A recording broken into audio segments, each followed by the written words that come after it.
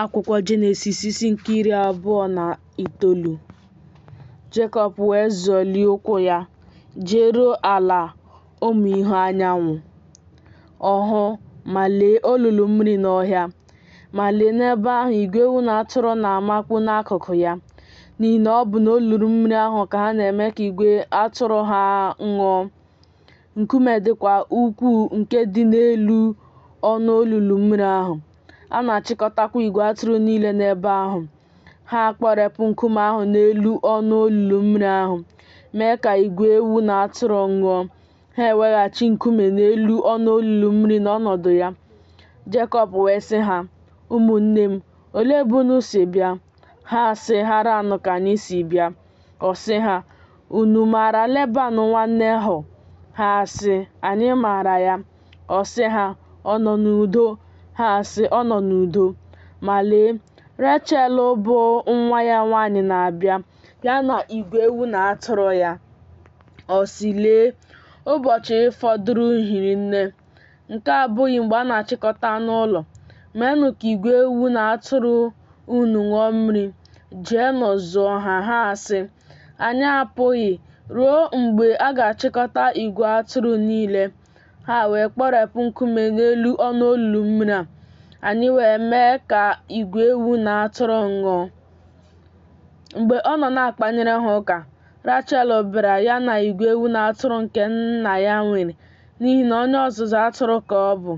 O ruo mgbe Jekọb hụrụ Rachel bụ nwa nwanyị Leban nwanne ya, na igwe ewu na atụrụ Leban bụ nwanne nne ya, na Jekọb jeruru nso kpọrepụ nkume ahụ n'elu ọnụ olulu mmiri ahụ, mee ka igwe ewu na atụrụ Leban bụ nwanne nne ya ṅụọ.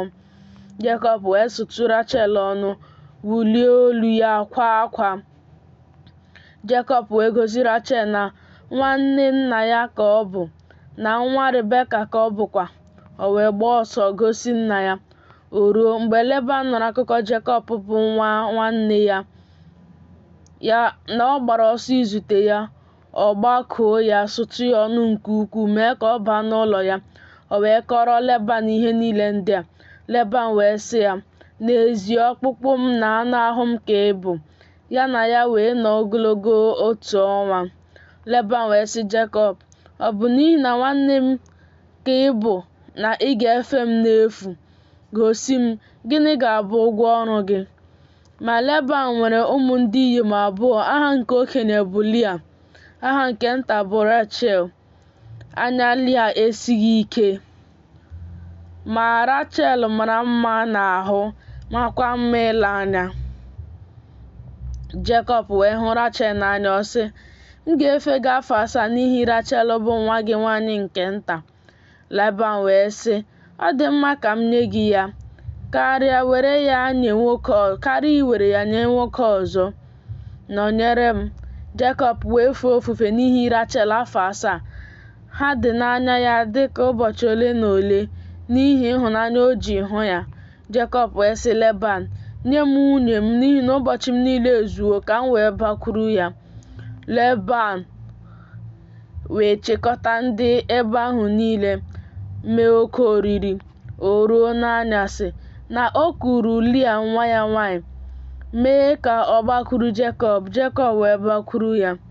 Leban wee nye ya Zilpa, bụ nwanyị na-ejere ya ozi, ka ọ bụrụ nwanyị na-ejere Lịa nwa ya nwanyị ozi. O ruo n'ụtụtụ, Jekọb wee hụ na nwanyị ahụ bụ Lịa. Ọ sị Leban, "Gịnị bụ nke i meworo m? Ọ bụghị n'ihi Rechel ka m na-efere gị ofufe n'aka gị? N'ihi gịnịkwa ka ị ghọgburu m?" Leban wee sị, "Adịghị eme otu a n'ebe nke anyị, inye nke nta tupu enye nke okenye. Debezie abalị 7 nke nwanyị a, ma anyị ga-enyekwa gị nwanyị a n'ihi ofufe ị ga-efekwa ọzọ n'aka m afọ 7 ọzọ." Jekọb wee mee otu a, debezie abalị 7 nke Lịa. O wee nye ya Rachel nwa ya na nwunye.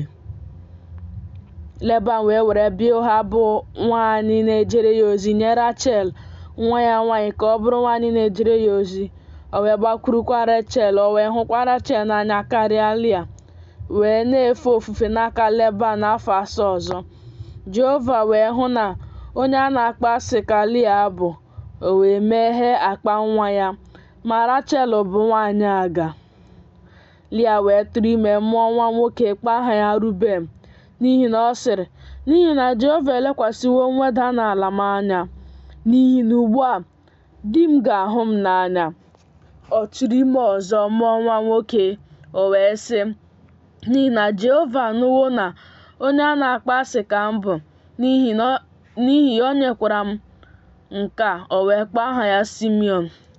Ọ tụrụ ime ọzọ mụọ nwoke, o wee sị, ugbu a na mgbe a ka di m ga-arapara n'ahụ m, n'ihi na amụworo m ya ụmụ ndị ikom 3. N'ihi nke a ka a kpọrọ aha ya Livai. Ọ tụrụ ime ọzọ mụọ nwa nwoke, o wee sị, na mgbe a ka m ga-ekele Jehova. N'ihi nke a ka ọ kpọrọ ya Juda. O wee kwụsị ịmụ nwa.